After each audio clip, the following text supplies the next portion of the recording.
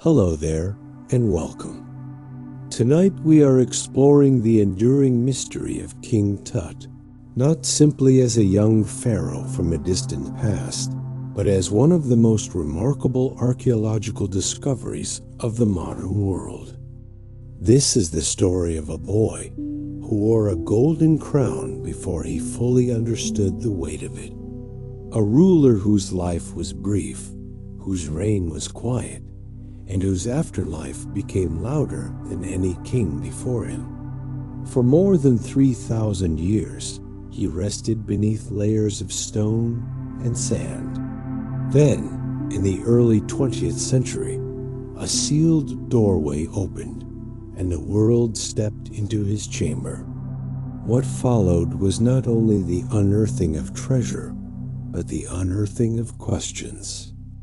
Who was he, truly? Why was his tomb nearly untouched when others were stripped bare? What do the objects buried with him reveal about belief, power, fear, and hope in ancient Egypt? If you enjoy these gentle journeys into the past, you're welcome to like, subscribe, or share a quiet thought below. It helps other curious minds drift their way here. But for now, there is nothing you need to do. Let your breathing soften. Let your shoulders sink. Allow your eyes to grow heavier as we travel back through centuries of desert wind and whispered history. Let's begin. Before he was known as King Tut, he was Tutankhaten, a name meaning living image of the Aten. Aten was the sun disk, worshipped as a singular divine force during a short and radical religious shift in Egypt. His father, the pharaoh Akhenaten, had attempted something astonishing. He replaced the worship of many gods with devotion to one. Temples were altered. Old deities were sidelined. Art changed its style. The empire itself seemed to lean toward the sun. The young boy was born into that upheaval. Imagine growing up in a palace where traditions had been uprooted, where priests whispered in uncertainty, and where statues of old gods stood removed or defaced. We do not know exactly how old he was when he became king. Most estimates suggest he was around 8 or 9 years old, a child crowned with authority over one of the most powerful civilizations on Earth. At that age, decisions were not his alone. Advisors, priests, and officials would have surrounded him. Yet his name changed early in his reign. He became Tutankhamun, living image of Amun. Amin was one of the traditional gods restored after his father's religious experiment faded. The change in name signaled something larger than identity. It marked a return. Temples reopened. Old rituals revived. Egypt exhaled back into familiar faith. The young king became a symbol of restoration. His reign lasted about a decade. Compared to the monumental rule of other pharaohs, his years were brief and relatively uneventful. There were no vast conquests, no towering monuments built in his name. And yet, it is his face we recognize most clearly. That golden mask, serene, symmetrical, luminous, has become the icon of ancient Egypt. But it was never meant to be seen. It was crafted for darkness, for eternity beneath the earth. His tomb lay hidden in the Valley of the Kings, a dry and rocky stretch near modern Luxor. Many pharaohs were buried there. Most tombs were looted long ago, but Tutankhamun's tomb remained largely intact.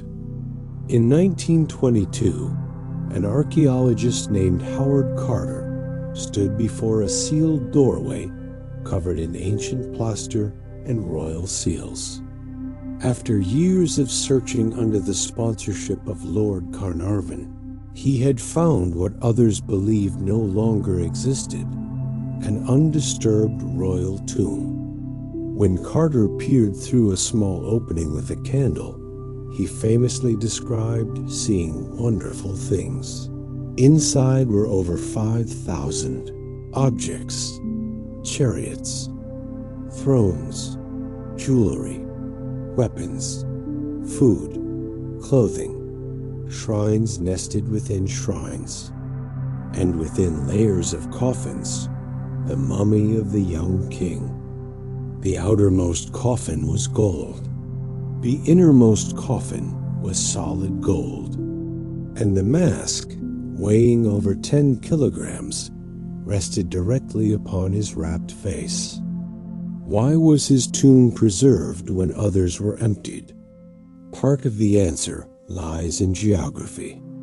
His tomb was smaller than expected for a king, possibly prepared in haste. Later construction debris from nearby tombs may have concealed the entrance beneath rubble. Over centuries, sand did the rest. Chance became protection, but his preservation created something extraordinary for modern science. For the first time, scholars could study not only artifacts, but the body of a pharaoh in remarkable condition. Examinations revealed that he was physically frail. He likely walked with a limp. Numerous walking sticks were found in his tomb, not ceremonial alone, but worn from use. DNA analysis suggests he may have suffered from malaria. There is evidence of bone disorders. His family lineage shows signs of close intermarriage, common among royal lines seeking to preserve bloodlines. The golden image suggests divine perfection. The skeletal evidence suggests vulnerability. This contrast is one of the quiet themes of his story. The mask depicts calm and eternal youth.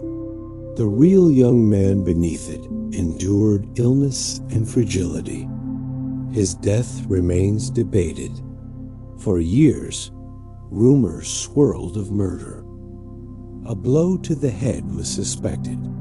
Later scans suggested the damage occurred after death, possibly during mummification. More recent theories propose complications from infection after a leg fracture. Perhaps he fell from a chariot. Perhaps disease weakened him beyond recovery. We may never know the precise moment his life ended. What we do know is that he died around the age of 19. In ancient Egypt, a king's death required immediate preparation for eternity. The body was mummified over 70 days. Organs were removed and preserved, the brain extracted, the heart left in place, believed to be the seat of intellect and emotion. His tomb walls were painted with scenes of his journey into the afterlife. Gods guided him. Rituals protected him. Ancient Egyptians believed death was not an end, but a transition. The tomb was a home. The treasures were tools for the next world. Food for sustenance, weapons for defense, jewelry for status. Even board games were included. Eternity was imagined not as emptiness, but as continuation. The famous curse associated with his tomb is largely myth. After Lord Carnarvon died months after the discovery from an infected mosquito bite, newspapers ignited the idea of supernatural vengeance. Yet the majority of those involved in the excavation lived long lives. The so-called curse reveals more about modern imagination than ancient reality. It reflects how the unknown can stir fear, how coincidence becomes legend. What is truly astonishing is not a curse, but preservation. The dry desert air, the sealed chambers, and the protective architecture created a time capsule. Through him, we glimpse daily life in a way no text alone could provide. His sandals show wear patterns. His clothing reveals tailoring skill. His jewelry demonstrates extraordinary craftsmanship. The throne found within his tomb depicts him seated while his queen, Enkizineman, gently anoints him. The image feels intimate, human. He was not only a symbol, he was a husband. After his death, political uncertainty followed. His widow wrote to a foreign king asking for a prince to marry, fearing instability. The letter survives in fragments. It hints at anxiety behind palace walls. The prince never arrived. Records fade. Later, pharaohs attempted to erase traces of the turbulent religious period that included his father's reign. In doing so, Tutankhamun's legacy was minimized in official histories. And yet, centuries later, his obscurity became his shield. Had he been remembered as a powerful conqueror, his tomb might have been looted more thoroughly. His quiet reign made him almost invisible until modern eyes found him again. There is something deeply calming about the thought of sand covering a doorway for 3,000 years. Empires rise and fall. Languages shift. Wars ignite and end. And beneath it all, a chamber remains still. Inside that chamber rested a young king, surrounded by gold not for wealth, but for immortality. Gold does not tarnish. It does not rust. It shines eternally. The ancient Egyptians chose it deliberately to represent the flesh of the gods.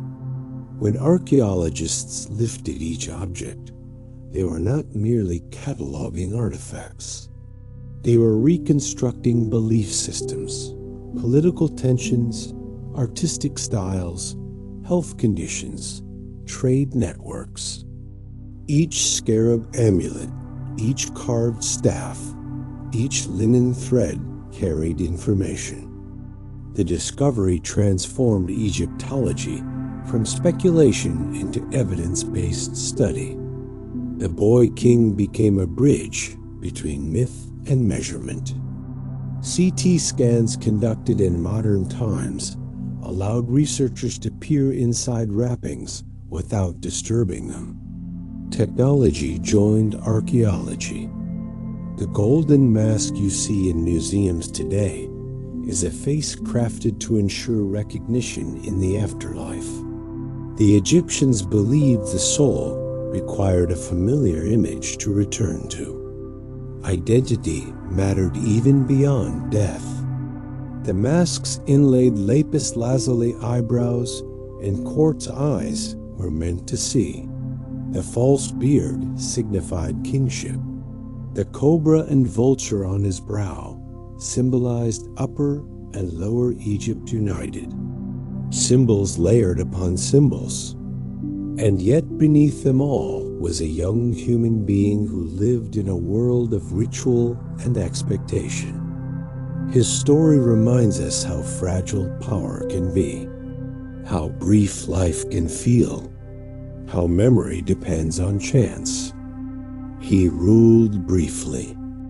He died young. He was nearly forgotten. Then, in a quiet desert valley, a candle flame flickered and revealed a golden face staring back through time. For now, let that image rest gently in your mind. The cool stone corridors, the layered coffins, the soft dust undisturbed for centuries. We will continue deeper into his world, into the craftsmanship, the daily rhythms of palace life, the science behind mummification, and the enduring fascination that still surrounds his name. But not all at once. Allow the desert air to feel still around you. Let your breath remain slow. Let the story unfold without effort. When the burial chamber was finally cleared of its outer shrines, archaeologists faced a sight unlike any previously recorded. 4 massive gilded wooden shrines stood nested one inside another, each covered in protective texts and divine figures. The layers were not only decorative, they were symbolic barriers, spells made physical, designed to guard the young ruler from chaos beyond the tomb walls. The Egyptians believed that protection was not passive. It required structure, repetition, and intention. Words carved into gold were thought to hold force. Images of deities were not merely illustrations. They were guardians stationed in stillness, eternal sentinels against disorder. Within the innermost shrine lay the stone sarcophagus. Its lid, cracked long before modern discovery, revealed 3 anthropoid coffins shaped in the image of the king. The outer 2 were gilded wood, heavy and ornate.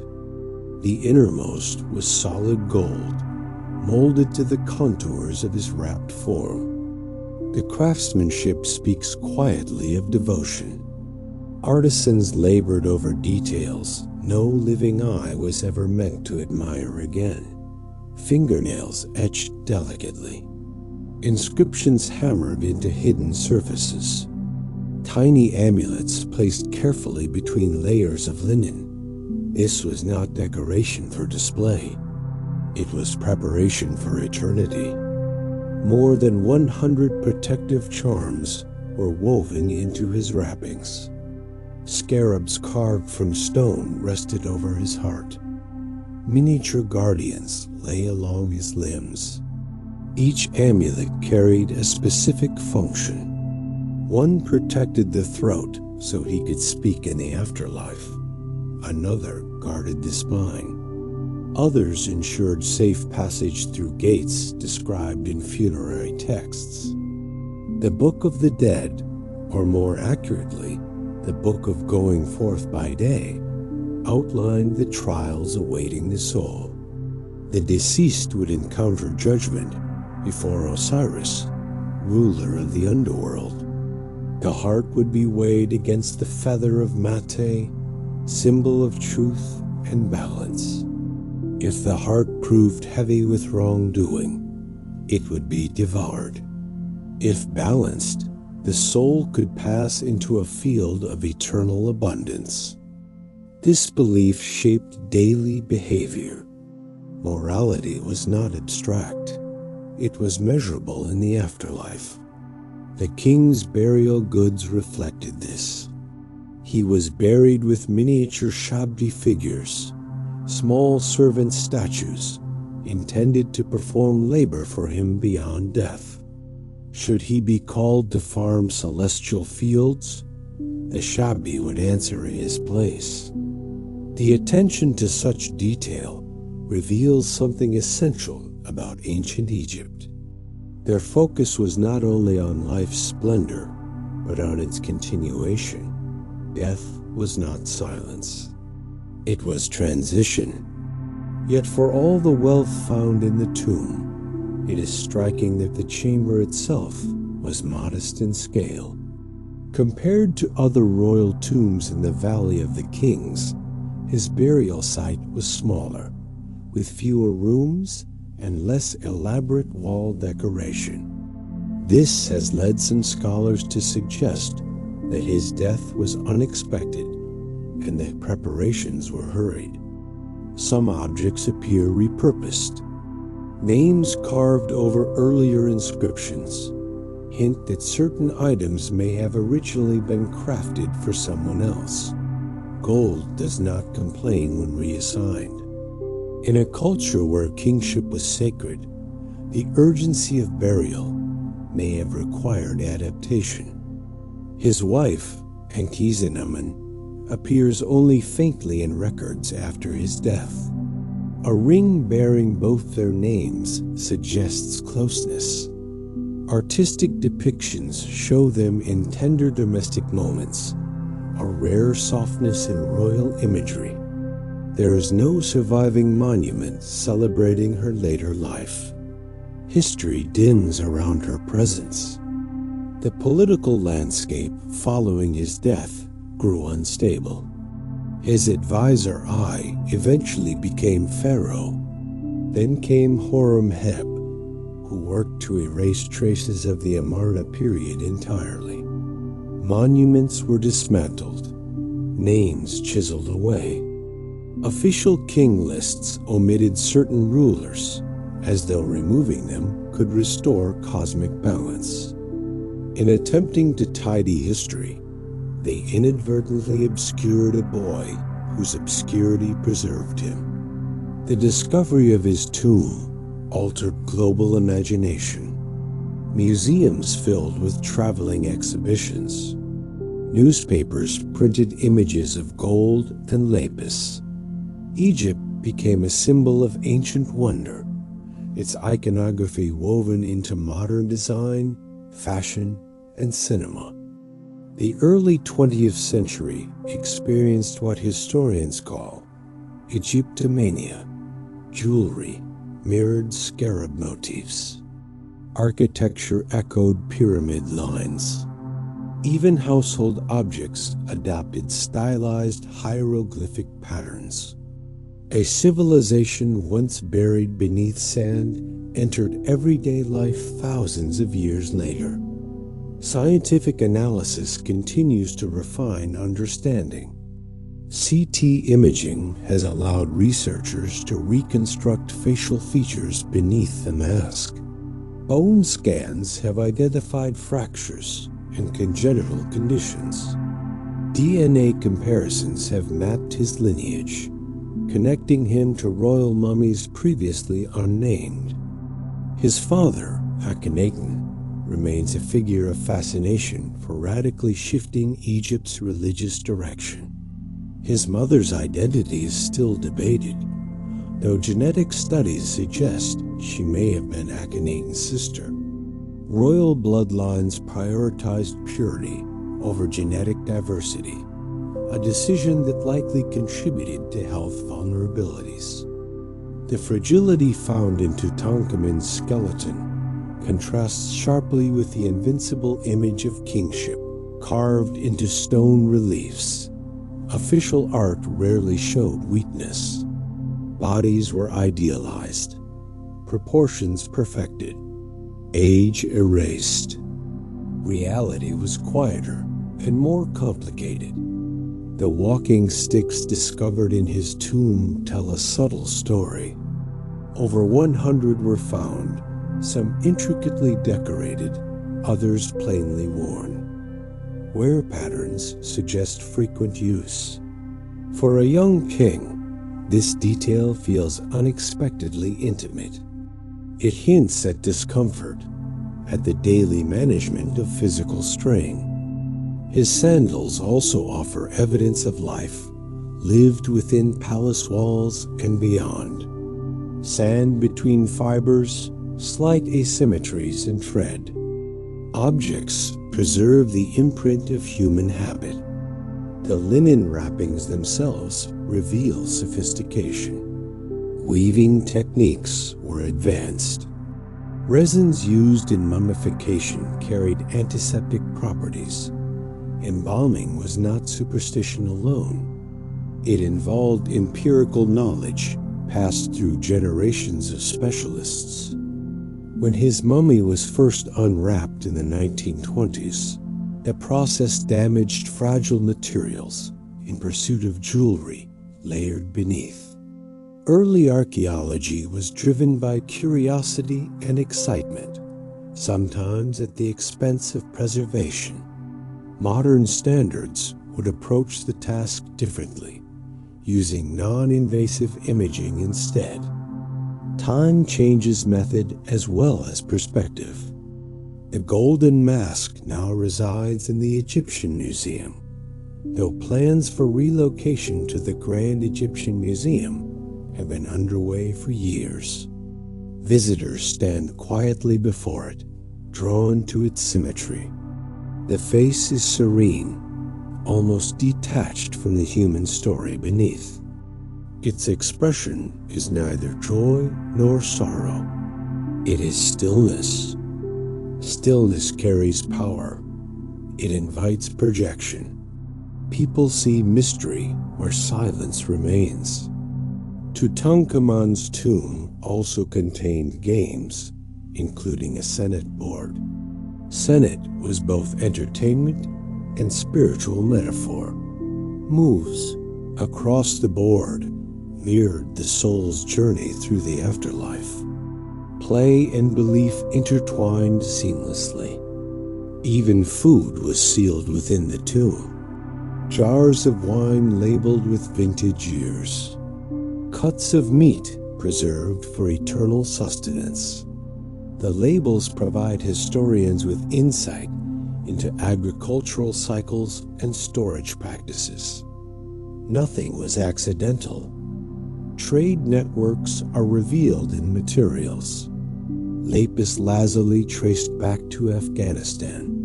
Cedar wood likely came from Lebanon. Gold from Nubia. His burial assemblage was not only Egyptian, it was global for its time. The empire extended through exchange as well as conquest. His chariots, dismantled and placed carefully within the tomb, reflect mobility and status. Some appear ceremonial, others practical. Whether he rode often remains uncertain, especially given his physical condition. But the symbolism of speed and command was essential. Weapons accompanied him as well. Daggers crafted of iron and gold.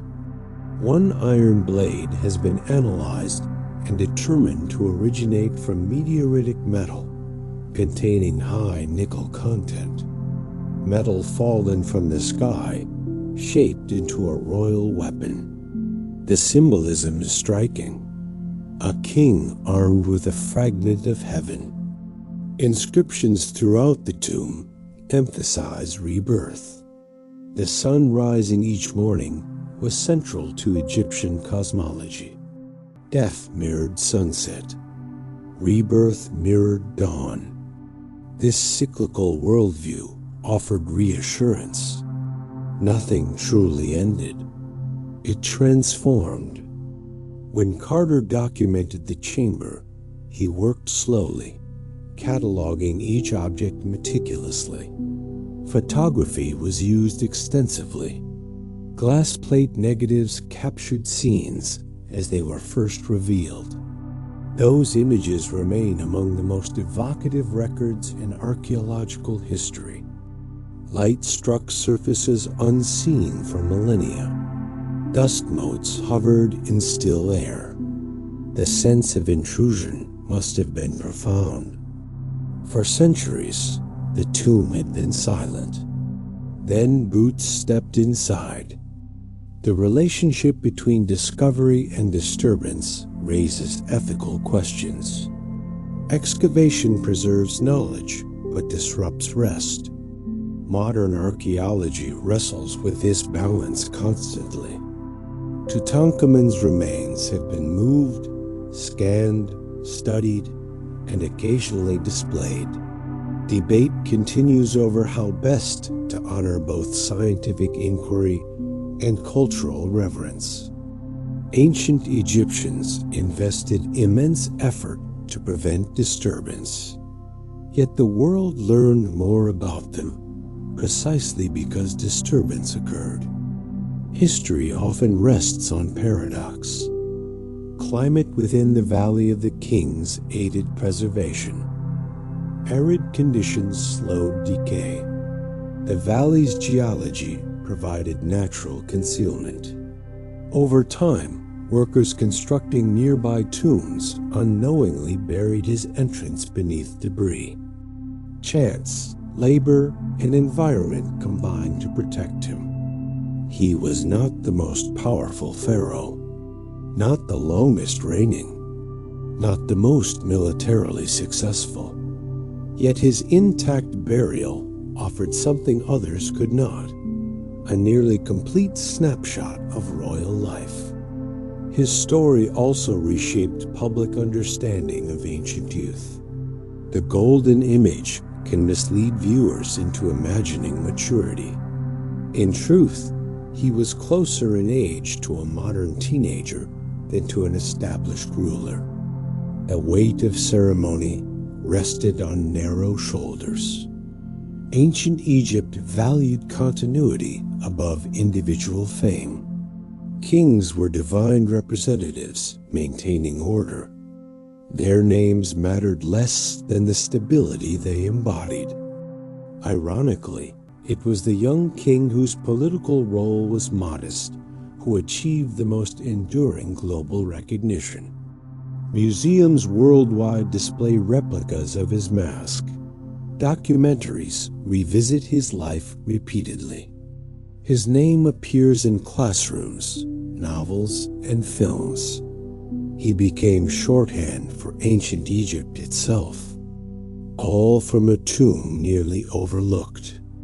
As technology advances, new techniques may reveal additional details.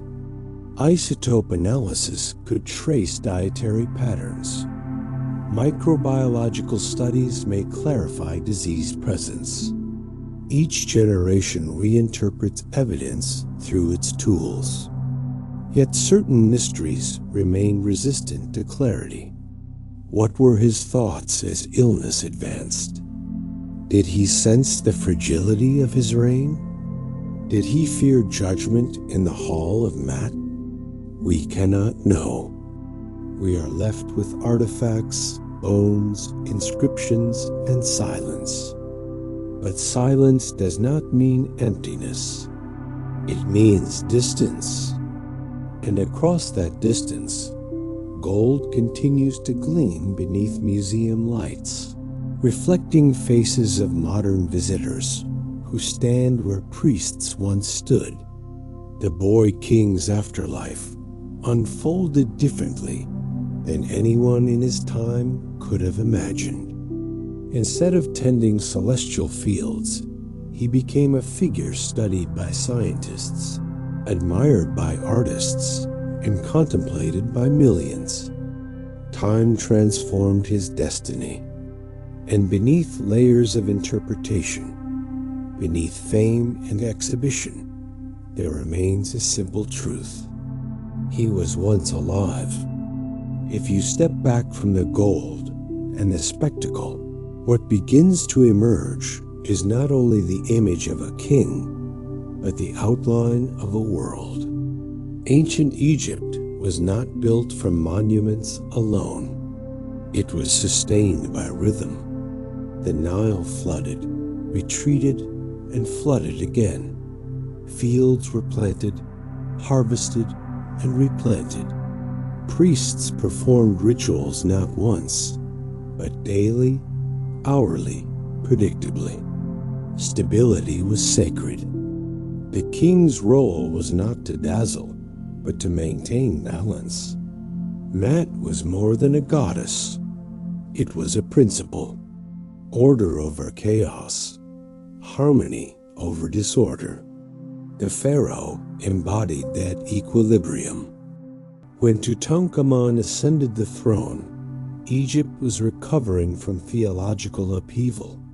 The abrupt shift toward Aten worship had unsettled institutions that had stood for centuries. Temples once central to civic and spiritual life had been closed or diminished.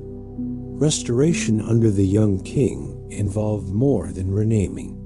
Statues were repaired, priesthoods reinstated, offerings resumed.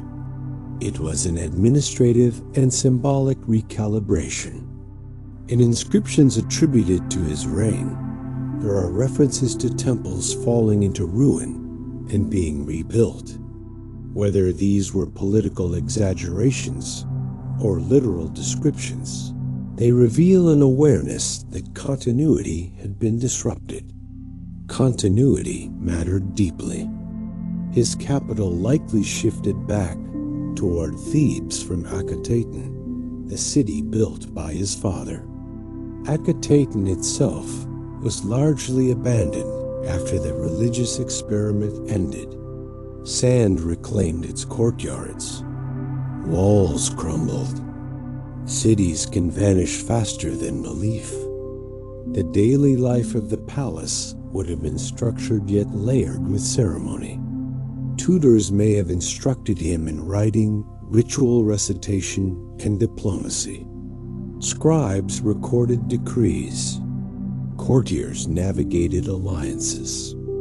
We imagine royalty as distant from ordinary concerns, yet even within walls of stone and gold, there would have been routine. Meals prepared, lamps lit at dusk, courtyard conversations carried on warm air. He would have been surrounded by iconography constantly reminding him of divine responsibility. Relief carvings portrayed kings smiting enemies, receiving blessings from gods, offering incense before altars. Such imagery was not decorative. It reinforced identity. To be king was to act within a cosmic drama. Every gesture, from temple offering to military review, was woven into a narrative larger than personal ambition. Tutankhamun's military activity appears limited compared to earlier rulers. There are scenes of him depicted in martial stance, but evidence suggests advisors likely directed campaigns. His reign was transitional. Stability rather than expansion defined the period. The material culture found in his tomb hints at artistic refinement. Furniture legs carved into lion paws, thrones inlaid with colored glass and semi-precious stones, headdress shaped elegantly, designed to support both living sleep and eternal rest. Glass itself was a relatively advanced material at the time, requiring high heat and precise technique. Its presence reflects technological sophistication. The cosmetics buried with him reveal attention to appearance. Kohl for the eyes, perfumes in alabaster jars. Grooming was not vanity. It signaled status and ritual cleanliness. The ancient Egyptian relationship with beauty intertwined with spirituality. Symmetry symbolized order. Cleanliness symbolized alignment with divine expectation. His mummification included resin layers thick enough to darken the skin of the remains. This has occasionally been misinterpreted as symbolic coloration. In reality, it likely reflected embalming practice intended to preserve. The wrapping technique itself was complex. Linen strips were applied in stages, interspersed with amulets and resin coatings. The body was treated as sacred architecture. Every finger individually wrapped, every toe protected. The heart scarab placed upon his chest bore inscriptions asking it not to testify against him during judgment. Even kings prepared for moral reckoning. No rank exempted one from weighing. The political figures surrounding him deserve attention as well. I, who succeeded him, had been a high official during the Amarna period. Horemheb, who followed Ai, was a military leader. Transitions of power in ancient Egypt were rarely smooth. Dynasties rose and fell, sometimes through inheritance, sometimes through maneuvering. Records from this era are incomplete. Official inscriptions tend to favor stability and omit conflict.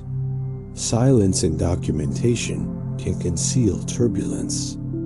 Tutankhamun left no known surviving heir. 2 mummified infants found within his tomb are believed to have been stillborn daughters. DNA studies suggest a familial connection. The loss of children compounds the image of a fragile household.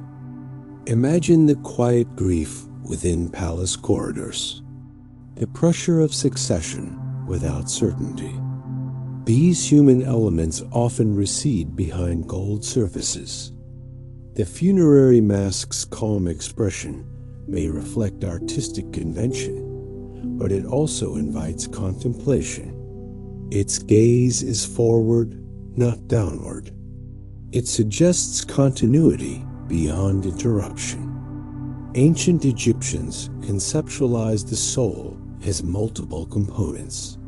The K represented life force. The Bay embodied personality, often depicted as a bird with a human head. The Ak signified transformed spirit. Rituals ensured these elements could reunite after death. The tomb served as an anchor point. Names inscribed repeatedly prevented erasure. Erasing a name was a form of destruction, more final than physical death. Later, rulers attempted to remove traces of certain predecessors by chiseling out cartouches from monuments. It was an effort to deny memory. Yet Tutankhamun's name endured, sealed in darkness until rediscovered. His burial chambers contained painted scenes of his successor, performing the opening of the mouth ceremony upon his mummy. This ritual symbolically restored senses to the deceased so they could eat, speak, and breathe in the afterlife. The act reinforced succession and continuity simultaneously. Art from his tomb reflects a blend of traditional and Amarna-influenced styles. Figures appear slightly more naturalistic than in earlier rigid forms. Shoulders soften. Facial features elongate subtly. Art evolves even when politics stabilizes.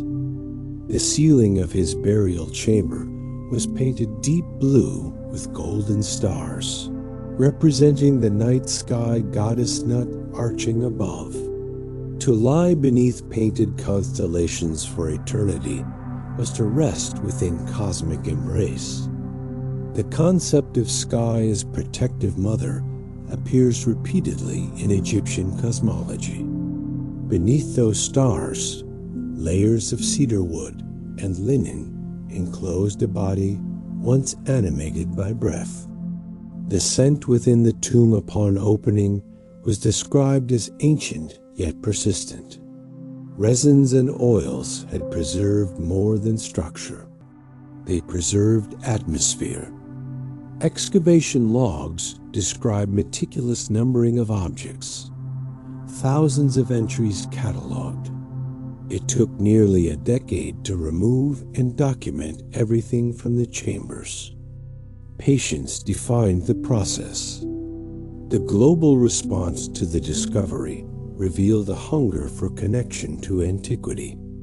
In an era emerging from World War, perhaps the endurance of ancient civilization offered perspective. 3,000 years compress when confronted with gold still shining. But the tomb also exposed colonial tensions. Artifacts remained in Egypt, yet foreign archaeologists conducted much of the early excavation. Questions of ownership, cultural stewardship, and national identity surfaced. Today, the narrative is increasingly told from Egyptian scholarly perspectives. Museums within Egypt frame his life within national heritage rather than exotic spectacle. Interpretation shifts with time. His mummy was returned to the tomb after examination and now rests within a climate-controlled case. Visitors can descend into the chamber and view him in situ. The valley above remains sun-bleached and quiet. Wind moves across stone ridges, much as it did during his lifetime. The Nile continues its seasonal rhythm, though controlled now by dams and modern engineering. Civilizations modernize. Landscapes endure.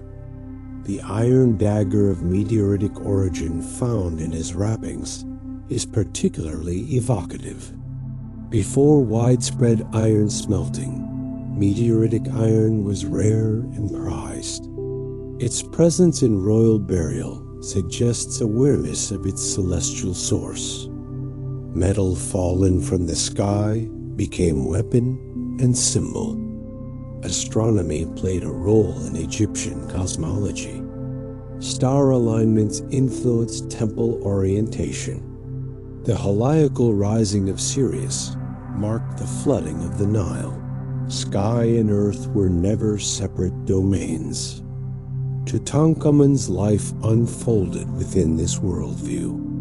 Even if he did not author grand decrees, he existed at the intersection of belief, environment, and tradition. His story is often framed as tragedy, a young life cut short. Yet within Egyptian perspective, death at 19 did not eliminate possibility. It redirected it. The afterlife was imagined as fertile, bright, abundant. The tomb paintings show him welcomed by gods, embraced by Osiris, guided by Anubis. These images were not symbolic in the modern sense. They were functional. They enacted transition. When Carter described seeing wonderful things, he may have meant the material splendor. But what he uncovered was also a worldview intact. Few archaeological finds offer such completeness. Modern forensic reconstructions attempt to model his facial features without idealization. The results show a young man with slight asymmetry, perhaps projecting vulnerability. Gold smooths edges. Bone reveals truth. We are drawn to his mask because it feels eternal. Yet the humanity beneath it is what anchors fascination. A child king navigating inherited ideology. A teenager facing illness. A husband without heir. The tomb preserved objects, but it also preserved ambiguity. As research continues, debates remain active. Was malaria the primary cause of death? Did a fall complicate infection? How much did genetic inheritance influence his health? Science refines probabilities, not certainty. And in that uncertainty, imagination fills space. The desert remains patient. Beneath layered history, beneath excavation reports and museum lighting, beneath documentaries and textbooks, there remains the quiet of a chamber cut into rock. Within that chamber, once sealed, lay a boy crowned in gold, surrounded by symbols of eternity. Beyond the burial chamber itself, the Valley of the Kings stretches in pale, sun-struck silence. It is not a lush or inviting place. It is carved from limestone cliffs and dry ravines, chosen deliberately for isolation and concealment. The Egyptians did not build pyramids in this era. Instead, they hollowed mountains. They hid eternity inside stone. Each royal tomb followed a symbolic path. Corridors angled downward, representing descent into the underworld.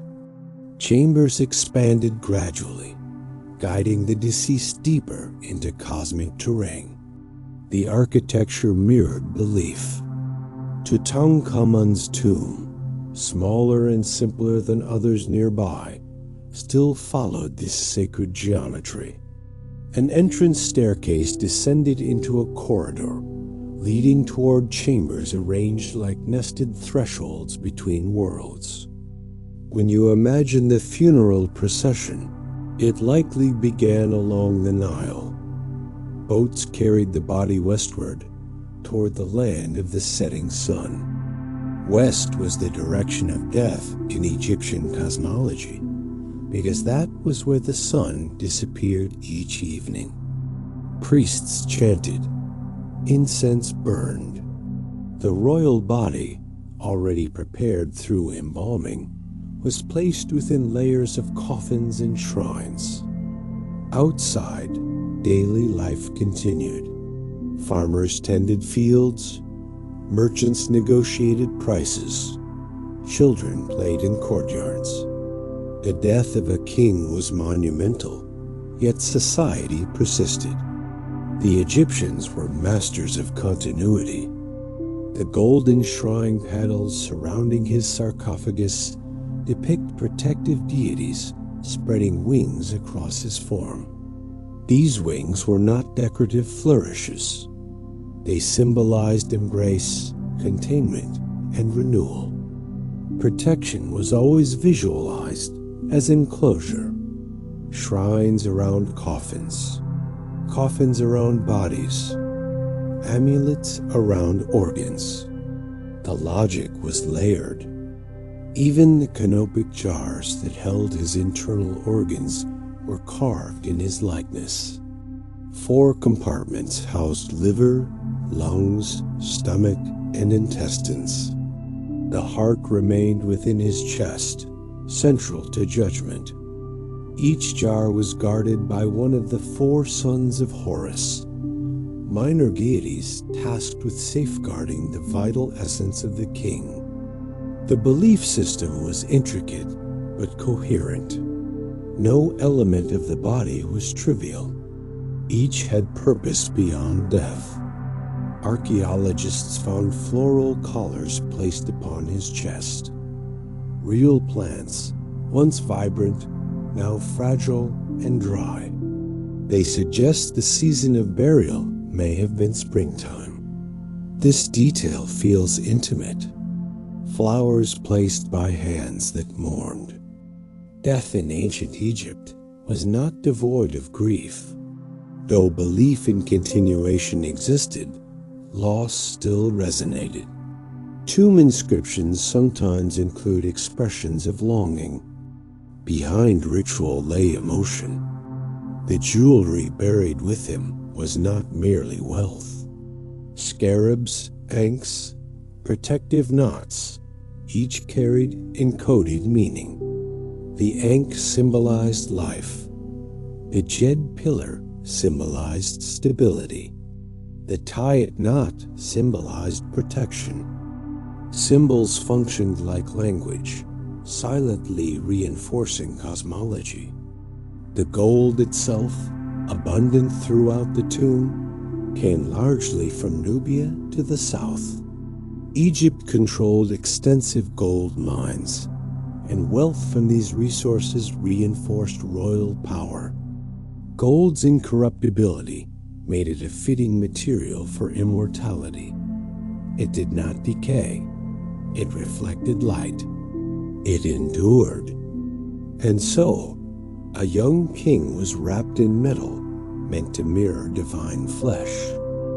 The nested coffins create a physical metaphor for Egyptian understanding of the self. Outer shell, inner form, hidden essence. The process of opening these layers in the 20th century was delicate and controversial. Resin used during mummification had hardened over centuries, binding the body tightly to the coffin. Efforts to separate them caused damage. Modern observers sometimes wince at the methods used in early excavations. Yet without those early explorations, much knowledge would remain inaccessible. History often advances through imperfect steps. Tutankhamun's name was originally written within a cartouche, an oval loop with a horizontal line at one end, representing protection. The cartouche enclosed royal identity. To inscribe a name was to preserve existence. His throne, discovered folded within the tomb, depicts him seated while Enki-Zenamen applies ointment to his shoulder. The scene feels almost domestic. Sunlight radiates above them in the Aten style, yet traditional symbols also appear. It captures a moment of transition between two theological eras. Art often records nuance where text is silent. The chests within the tomb were painted with hunting scenes. Lions, ostriches, chariots racing across desert landscapes. Whether these reflect lived experience or idealized kingship is debated. In Egyptian ideology, hunting symbolized mastery over chaos. Lions represented strength. To depict the king pursuing them affirmed dominance. Symbol and narrative intertwined seamlessly. Among the smaller objects were musical instruments, trumpets, rattles, possibly harps. Sound played a role in ritual. Music accompanied ceremony. One of the trumpets found in the tomb has been played in modern times, its tone echoing across centuries. A note sustained, briefly reconnecting present to past. When sound emerges from an artifact thousands of years old, time feels thinner. The fabric fragments within the tomb reveal weaving patterns and dyes that indicate specialized craft industries. Textile production required skill, patience, and resource coordination. Even in death, the king was wrapped in collective labor. The discovery itself was almost missed. After years of searching, funding was nearly withdrawn. The final excavation season produced success only after Carter insisted on one last attempt. Perseverance uncovered permanence. The steps descending toward the sealed doorway were found beneath debris from later construction. Had that debris been cleared earlier by ancient robbers, history would have unfolded differently. Chance often shapes legacy. Inside the treasury room, a gilded statue of Anubis rested upon a shrine. The jackal-headed god appeared alert, poised as guardian. His black coloration symbolized fertility and rebirth rather than darkness. Even color carried layered meaning. A miniature shrine containing the canopic chest was protected by 4 golden goddesses extending their arms outward. The gesture appears almost maternal. Protection, again, rendered visible.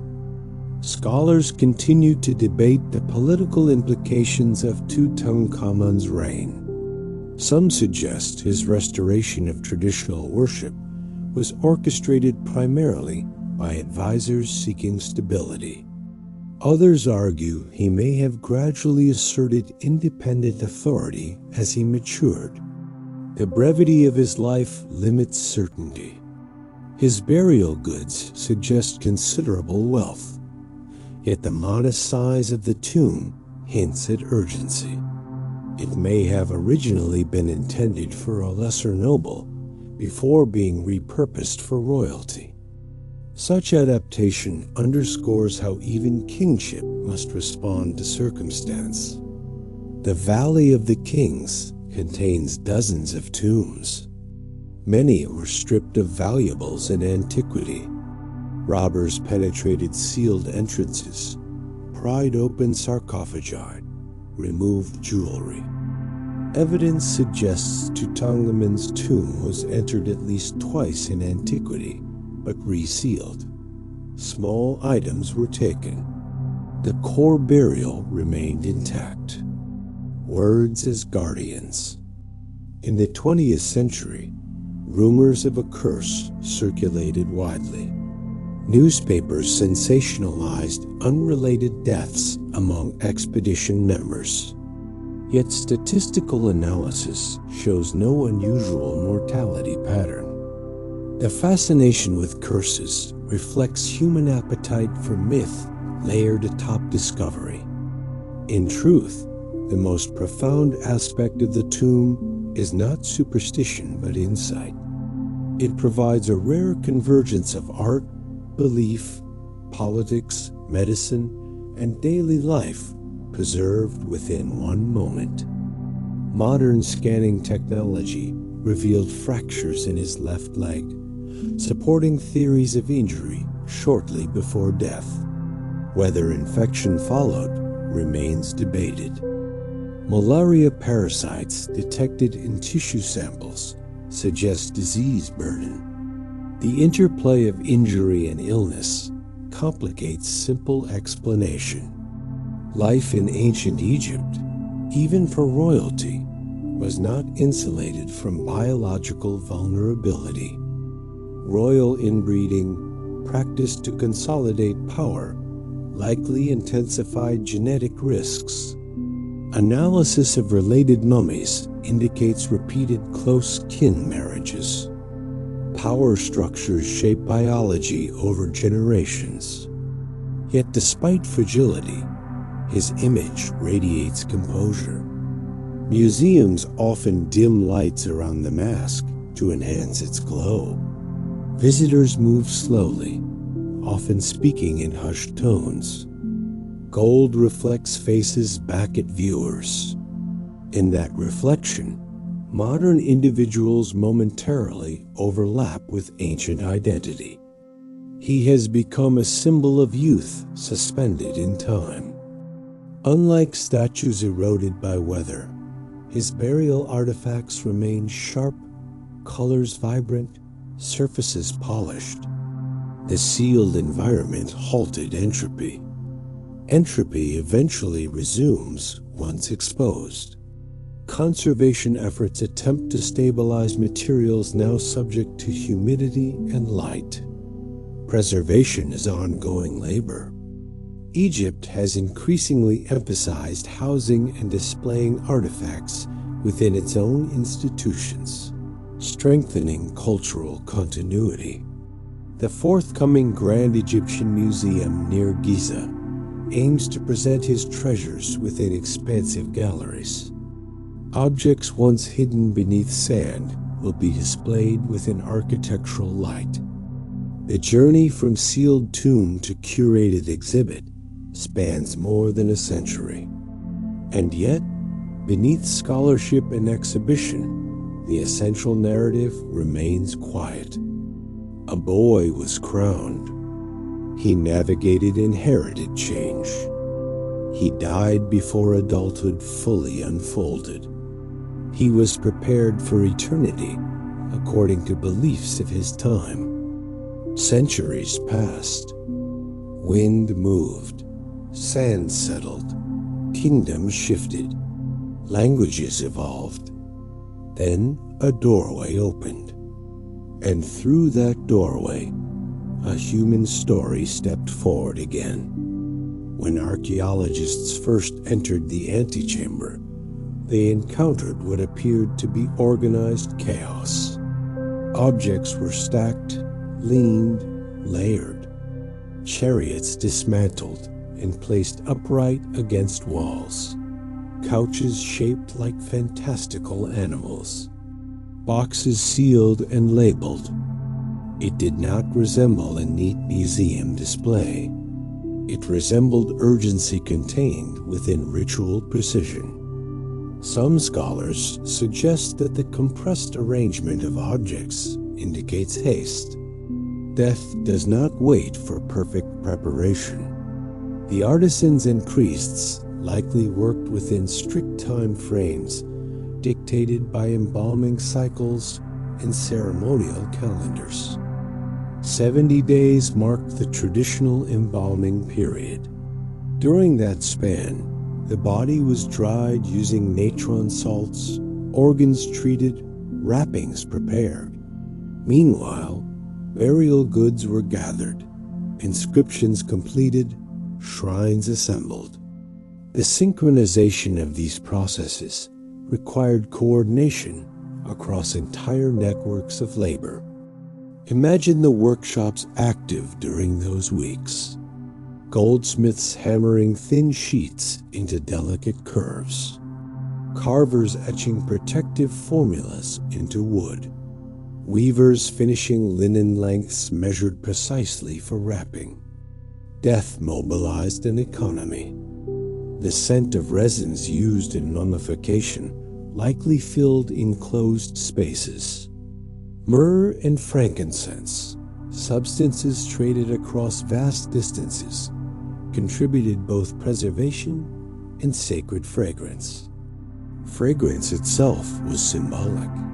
Pleasant scent indicated purity and divine favor.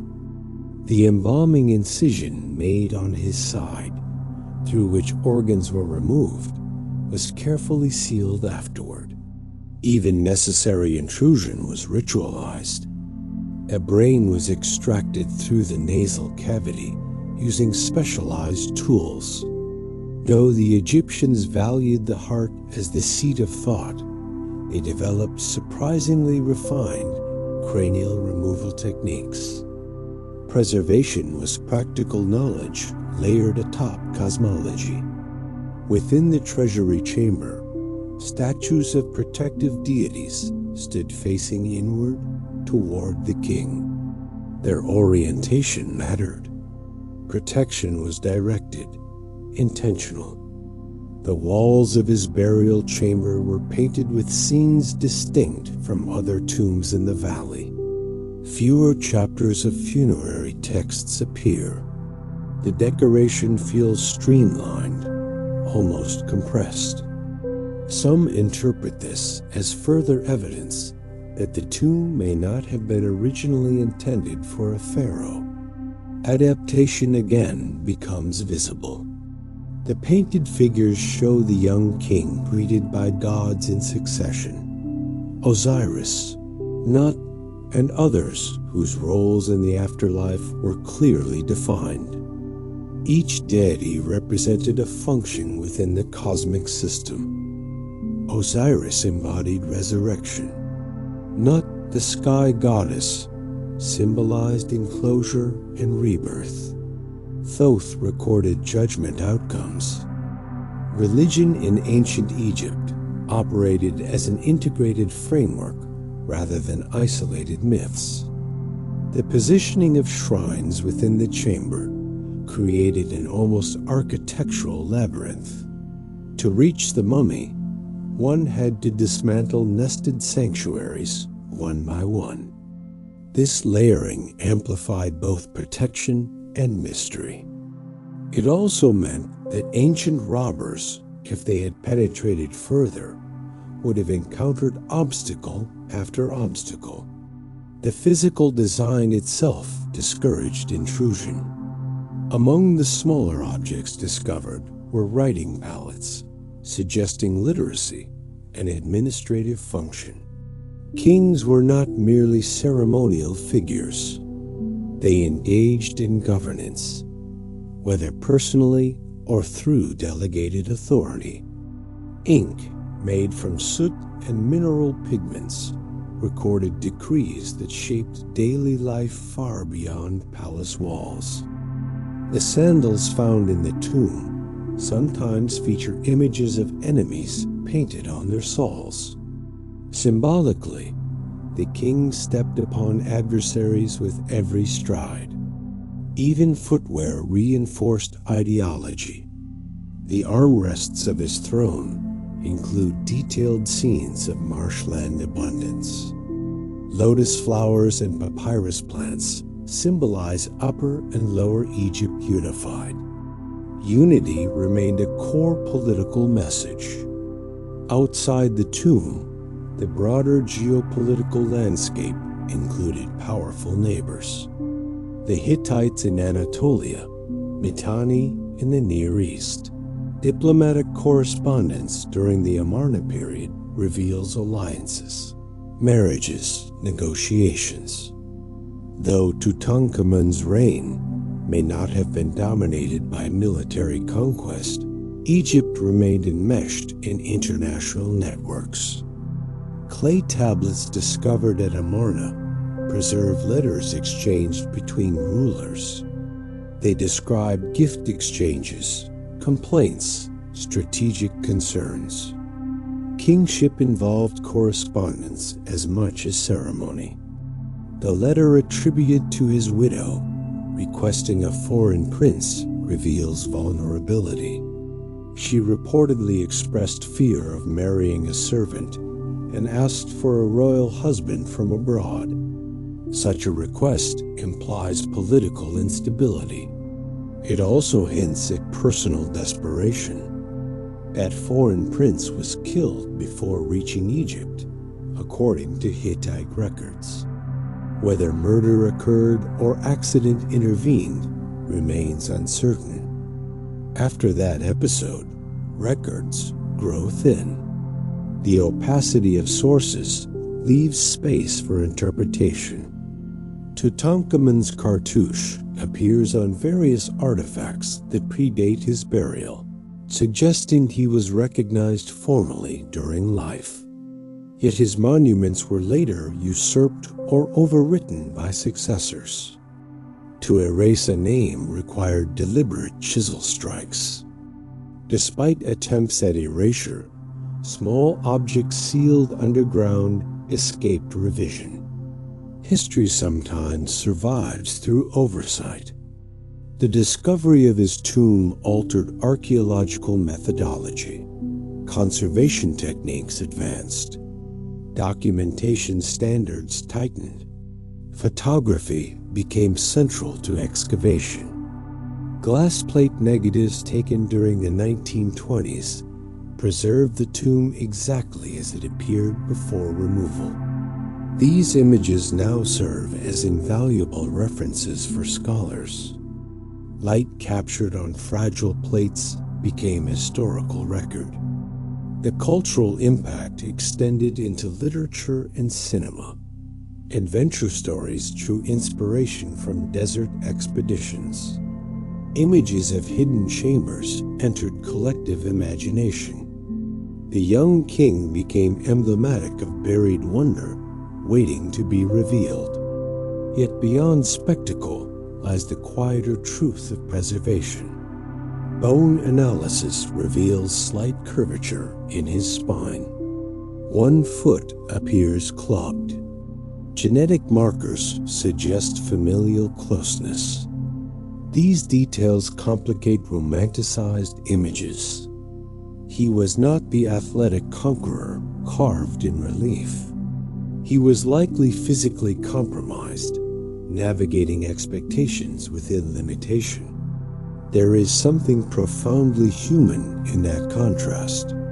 The golden mask smooths asymmetry. It erases imperfection. But behind it was a body shaped by inheritance and environment. Modern reconstructions of his face, using CT data and forensic modeling, attempt to approximate living features. The result is neither extraordinary nor unremarkable. It is simply human. And perhaps that ordinariness deepens fascination. The vast wealth surrounding his burial did not alter mortality. Gold cannot prevent infection. Amulets cannot halt genetic disorder. Ritual cannot guarantee longevity, yet belief provided coherence. The Egyptians did not approach death as annihilation. They prepared for transformation. The valley where he rests lies west of the Nile, in alignment with sunset. Sunset symbolized descent into the Duat, the underworld realm traversed by the sun god each night. Each morning's sunrise represented victory over darkness.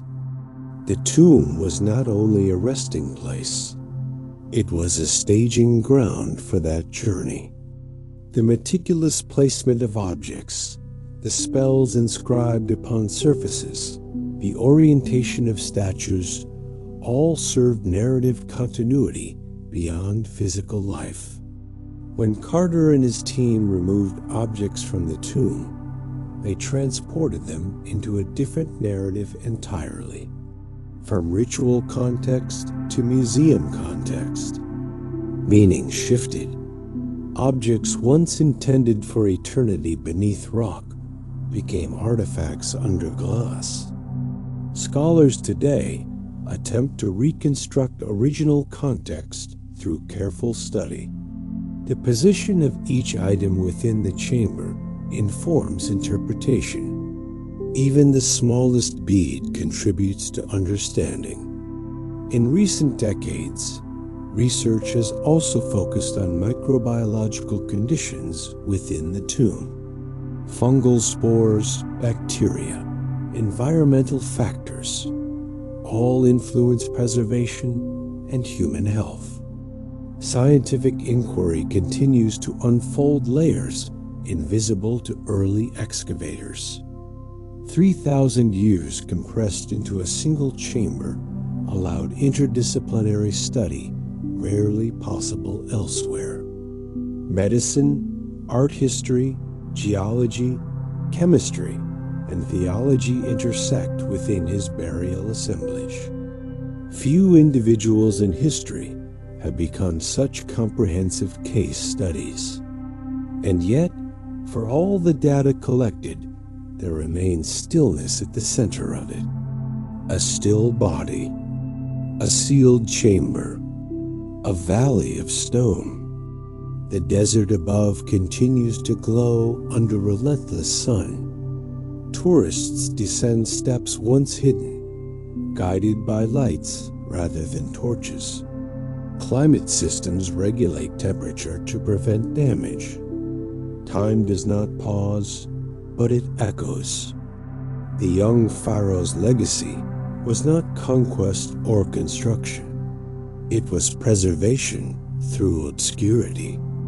In life, he restored tradition quietly. In death, he preserved history inadvertently. His reign bridged theological revolution and institutional recovery. His burial bridged antiquity and modern science. Few lives carry such unintended consequence. The golden face remains expressionless, yet beneath its surface lies complexity, political, biological, spiritual. And beyond its surface lies sand, stone, wind, and sky. If we widen the lens even further, King Tut's story becomes less about treasure and more about memory. Ancient Egypt understood memory as a form of survival. To be remembered was to continue existing. Names carved in stone ensured repetition by future generations. Offerings spoken aloud reactivated presence. Even images functioned as anchors for identity. The Egyptians believed that if a name was spoken, the person endured. Silence threatened dissolution. This makes the irony profound. Tutankhamun's name, partially erased in antiquity, returned amplified across the globe. It is spoken now more frequently than that of many rulers who eclipsed him in power. Erasure failed. time reversed the attempt. The valley in which he rests is geologically shaped by ancient flood channels. The cliffs are soft enough to carve, yet stable enough to endure. Geological coincidence supported cultural intention. Nature collaborated with belief. The selection of this valley over pyramid construction reflects a strategic shift. Pyramids were visible declarations. They also became obvious targets. Concealment replaced monumentality. Secrecy became architecture. Within the tomb, wooden models of boats were placed among the goods. Boats symbolized journey, across the Nile in life, across cosmic waters in death. Movement remained central to existence. Even stillness required imagined travel. The mummy itself, though damaged during early unwrapping, preserves anatomical detail sufficient for ongoing analysis. Studies of bone density, cranial structure, and dental development contribute to demographic understanding of royal populations. One individual becomes dataset. Yet behind data stands a person who once experienced sunlight on skin, the sensation of linen against shoulders, the sound of sandals against stone floors. It is easy to let gold overshadow humanity. The painted scenes on the walls show him embraced by Osiris in a gesture that resembles familial greeting. Egyptian afterlife imagery often reflects reunion rather than judgment alone. The cosmos was relational. The preservation of his tomb also preserved craftsmanship techniques that might otherwise have been lost to interpretation. Gilding methods, glass composition, joinery techniques, all embedded within the objects found. Art becomes instruction. Some furniture pieces were constructed using mortise and tenon joints, revealing advanced woodworking knowledge. Adhesives derived from animal products bound components seamlessly. Every artifact testifies to skill beyond symbolism. The chest containing military regalia includes quivers for arrows and shields decorated with motifs of triumph. Whether used frequently or ceremonially, they reinforce kingship narrative.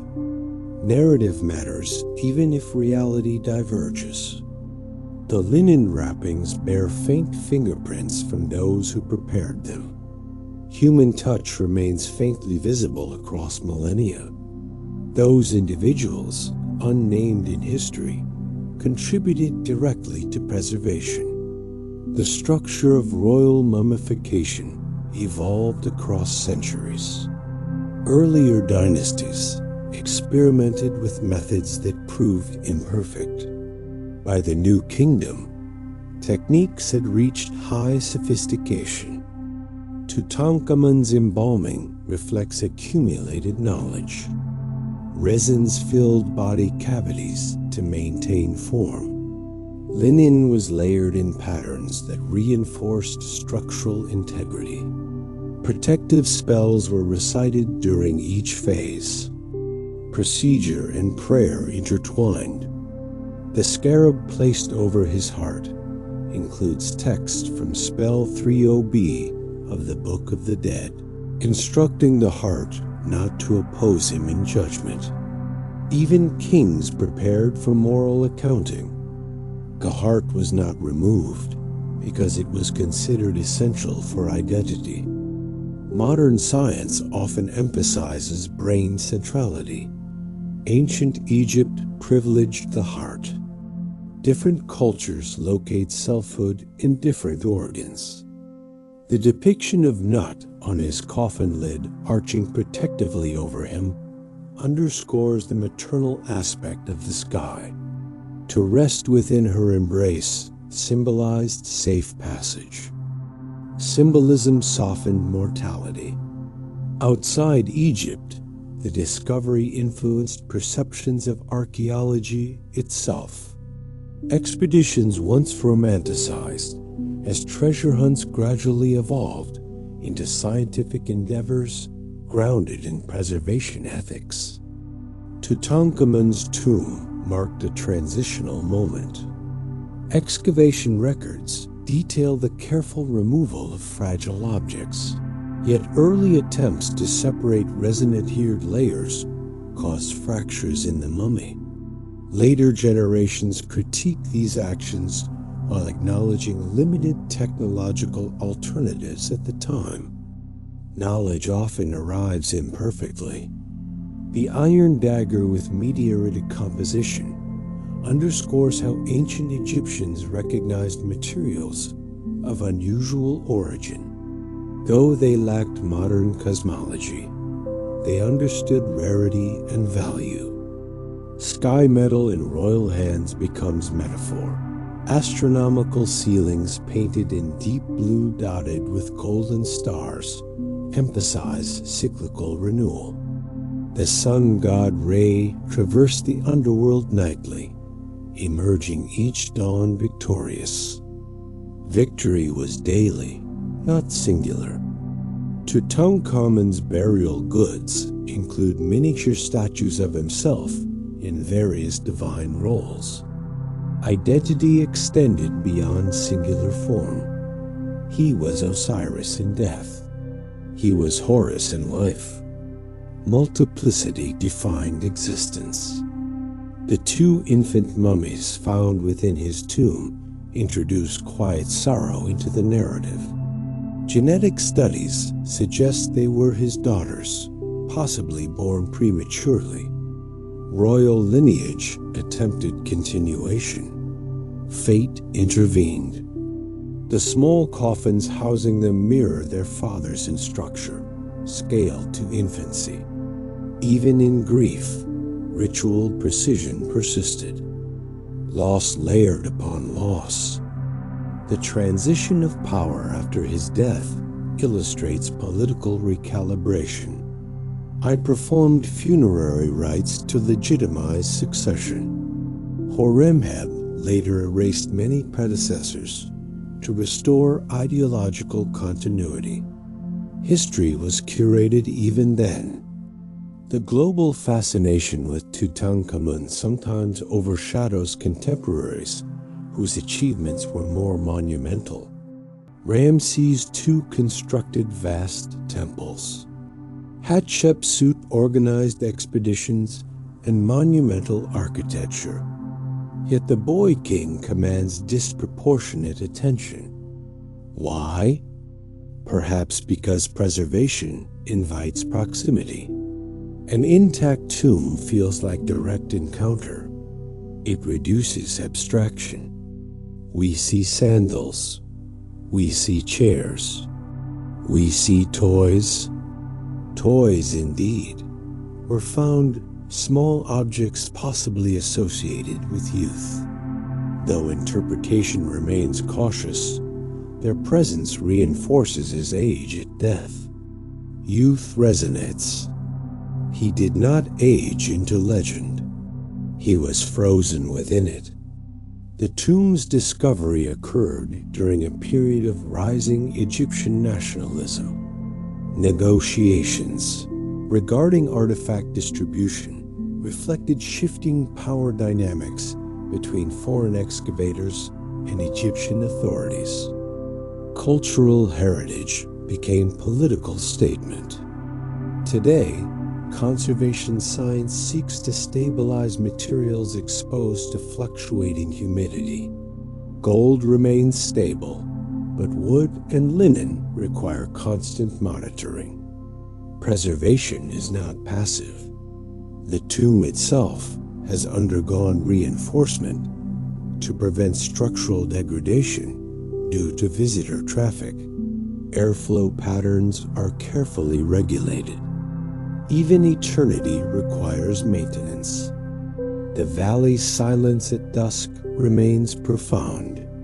Shadows stretch across limestone ridges. Temperatures drop rapidly. The sense of isolation intensifies.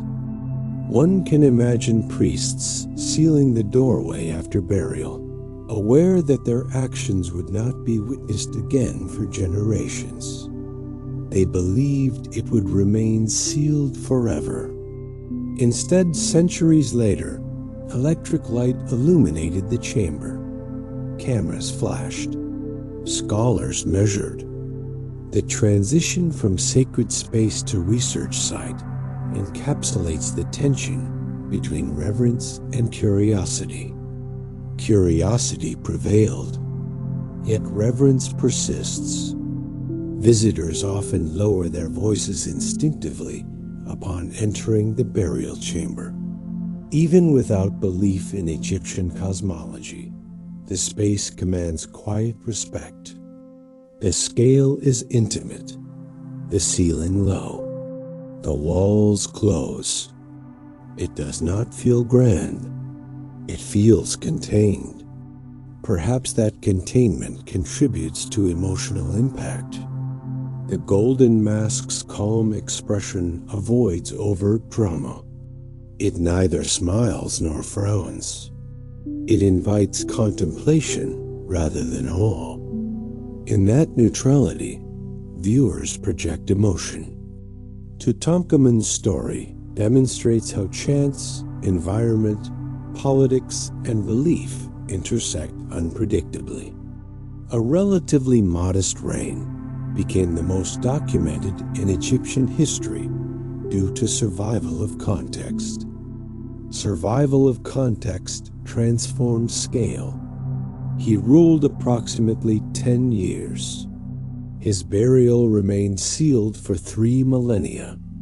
Modern study has spanned a century and counting. Time redistributes emphasis. The desert continues its quiet work. Wind reshapes dunes. Temperatures rise and fall. Stars trace predictable arcs overhead. The same stars, painted above his sarcophagus, still cross the sky. Continuity outlives empire. The boy who once bore the title Nebjeper Tutankhamun rests beneath painted constellations carved by hands long vanished. His story has moved from ritual to research, from chamber to classroom, from sand to screen. And still, beneath layers of analysis and interpretation, there remains a simple image, a narrow stairway descending into stone, a sealed doorway marked with royal seals, a candle flame trembling in darkness. Beyond it, gold reflecting light for the first time in thousands of years. If you imagine the moment just before the tomb was sealed in antiquity, it would not have felt mysterious. It would have felt procedural. Workers carried out the final tasks. Seals were pressed into wet plaster across the doorway. Tools were removed. Footprints were brushed away. The last torchlight flickered along painted walls before darkness settled in permanently. The priests who oversaw the rites likely believed their work was complete. The king had been equipped. The spells had been spoken. The doors had been closed. From their perspective, the most important part was not what would happen in the valley above, but what would unfold in the realm beyond sight. For them, the story had just begun. Centuries passed, dynasties changed. Foreign powers ruled Egypt. Libyans, Nubians, Assyrians, Persians, Greeks, Romans. Temples rose and fell. Languages shifted from hieroglyphic to Demotic to Greek to Coptic to Arabic. Yet beneath all of that change, the sealed chamber remained. Stone does not record political transitions. Sand does not comment on empire. The valley kept its silence. Over time, knowledge of specific burial locations faded. Robbers found many entrances through experience and rumor, but Tutankhamun's doorway slipped from memory. Obscurity became protection. The rediscovery in 1922 occurred during a period when archaeology was transforming from treasure extraction into systematic documentation. Carter's approach, though imperfect by modern standards, was methodical for its era. Each object was assigned a number. Drawings were made, descriptions written. Photographs captured positions before removal. The tomb became a laboratory of the past. Glass plate photography required patience. Exposure times were long. Lighting had to be carefully arranged within confined spaces. The resulting images are haunting. Objects suspended in dust-filled air, untouched since burial. Those photographs now feel almost sacred in their own right. They preserve not just artifacts, but first contact. When the innermost coffin was finally opened, the resin had hardened so firmly that separating it required heating tools. The process damaged the wrappings, leaving fragments that later scholars attempted to reconstruct. Modern conservation would likely prioritize non-invasive imaging first. Technology evolves. Standards refine. Yet without those early efforts, much would remain unseen. The global reaction to the discovery ignited fascination beyond academic circles. Newspapers printed serialized updates. Headlines spoke of lost worlds revealed. The idea of a boy king resting among gold captured imagination. He became a narrative figure as much as a historical one. Exhibitions of his treasures toured internationally decades later, drawing massive crowds. People lined up for hours to glimpse artifacts once hidden beneath stone. What compels such attention? Perhaps it is the convergence of youth and eternity. A young ruler preserved in gold creates emotional contrast. Mortality and immortality collide in a single image. The mask is particularly arresting because it erases age. It presents neither child nor elder, but an idealized form suspended outside time. Its symmetry soothes the eye. Its gaze appears steady, almost aware. Yet beneath that gold lies a skull shaped by genetics and growth, a body that limped, lungs that breathed desert air. Archaeological findings also revealed how ancient craftsmen reused materials.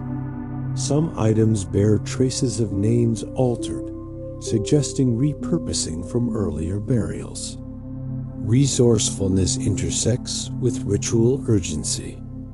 The chest containing ceremonial garments includes tunics, gloves, and collars.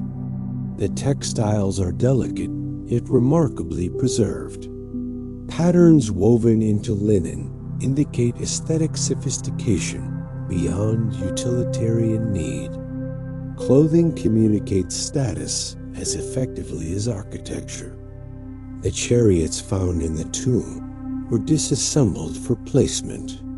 Once reconstructed, they reveal lightweight engineering suitable for speed and maneuverability. Whether he rode them frequently or ceremonially, they signify royal authority.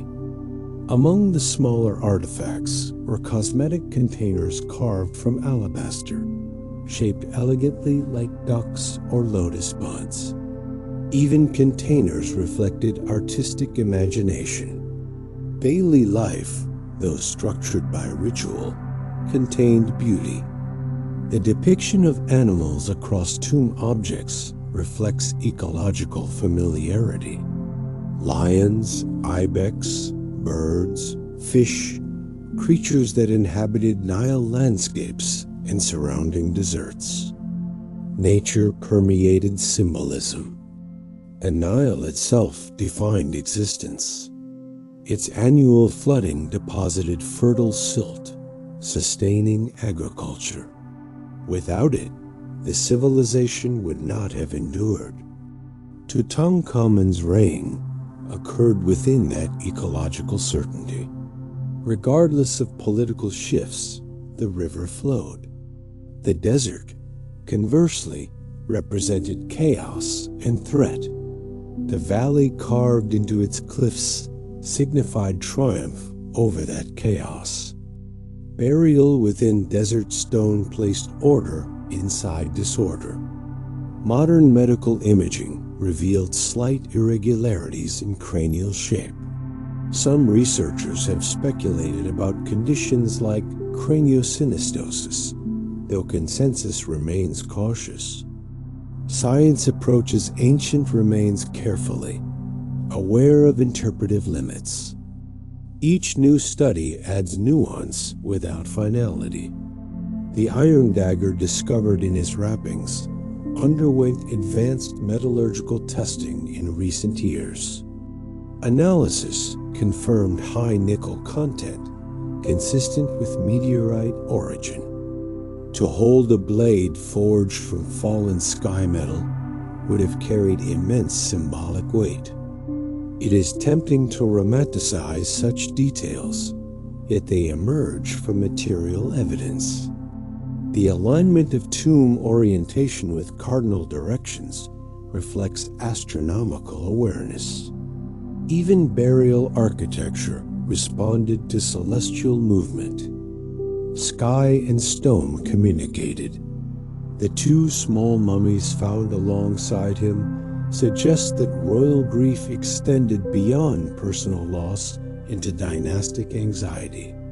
The absence of surviving offspring complicated succession. Succession uncertainty often invites political maneuvering.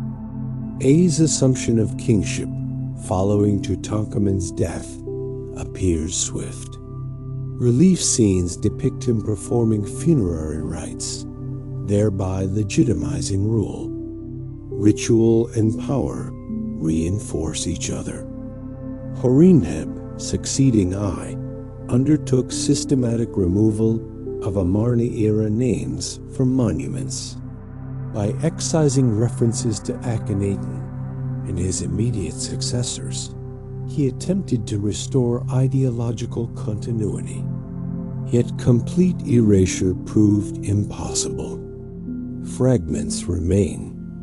Tutankhamun's burial goods, sealed from such revisions, preserve an unedited snapshot of transitional Egypt.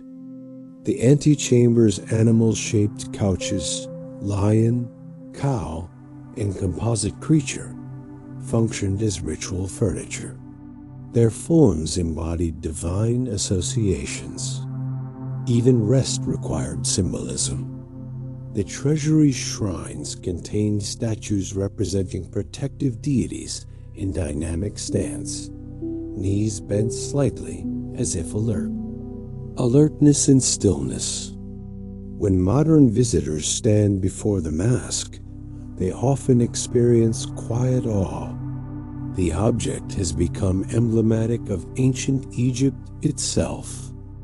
Other pharaohs ruled longer.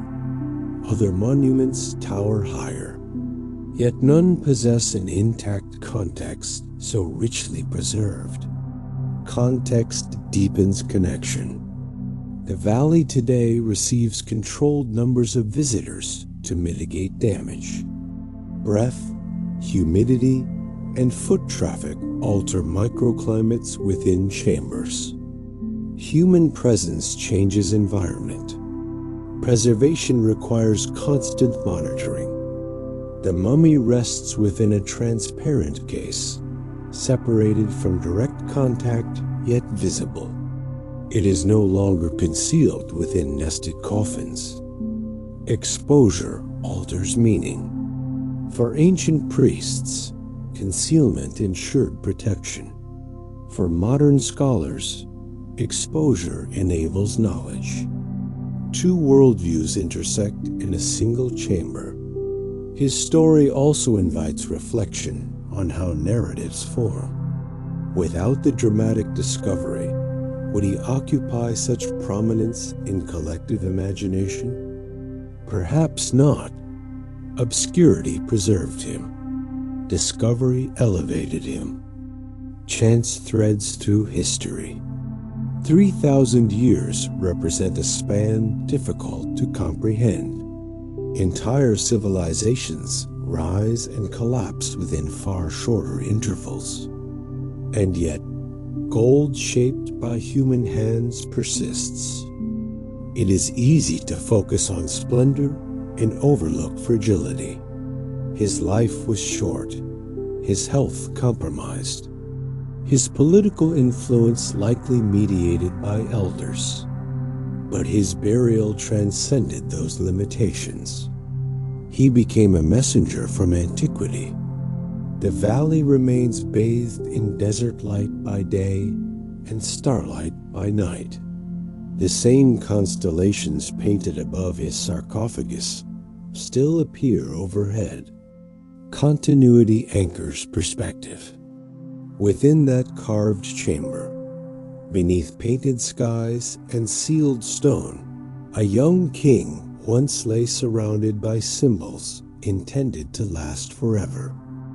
Forever proved different than expected. Instead of tending celestial fields unseen, he became one of the most studied figures of the ancient world. His afterlife unfolded through scholarship, exhibition, and quiet contemplation by millions. The story continues to evolve as new tools reveal new details. Yet at its core remains something simple. A human life shaped by belief. A death met with ritual. A tomb hidden by sand. A discovery that reawakened memory. And in that reawakening, a reminder that even the quietest rain can echo across millennia. If you imagine standing alone in the Valley of the Kings at dusk, the air begins to cool rapidly. Heat radiates from limestone cliffs, then slowly withdraws. The light softens from gold to amber to deep blue. In that shifting light, the entrances to tombs appear almost indistinguishable from natural fissures in the rock. Nothing announces what lies beneath. No towering structure marks the resting place of a pharaoh. Only subtle cuts in stone. Concealment was intentional. The absence of grandeur above ground stands in sharp contrast to the richness hidden below. It reflects a philosophy. Eternity did not require spectacle. It required preservation. Tutankhamun's burial chamber walls contain scenes not crowded with excessive detail, but deliberate in composition. The pigments yellow ochre, deep blue, red, black remain vivid because of the dry environment. Color in ancient Egypt was symbolic. Blue evoked the Nile and the heavens. Gold signified divine flesh. Green suggested rebirth and vegetation.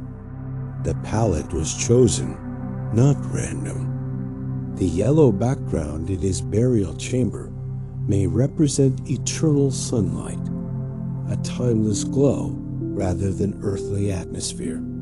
It creates the impression that the figures exist outside natural shadow. Timelessness rendered visually. When Carter and his team removed the golden mask from the mummy's face, it required careful separation. Resin had fused it to the linen. Beneath the mask, the wrapped features revealed the true contours of the young king's skull. That moment, gold lifted away from bone, symbolizes the tension between image and reality. Image endures. Bone decays. The mask itself was not crafted specifically for burial alone. It functioned as a magical substitute head. If the physical face were damaged, the spirit would still recognize itself through the mask. Identity required anchor points. The inlaid stones within the mask, lapis lazuli, quartz, obsidian, were selected for both aesthetic and symbolic qualities. Lapis, imported from distant regions, signified prestige and connection beyond borders. Trade routes stitched ancient worlds together, long before modern maps. The chest containing ritual garments also included pleated linen robes, so fine they appear almost translucent. The production of such textiles required agricultural coordination, skilled spinning, weaving, bleaching under sun, and finishing with care. Behind every royal object stood invisible artisans. Their names are rarely recorded. Their fingerprints remain. The throne discovered in the tomb is particularly intimate. Its back panel shows a domestic scene under the rays of Aten, suggesting lingering artistic influence from his father's reign. The sun's rays extend downward, ending in small hands that touch the royal couple. Divinity reaches into human space.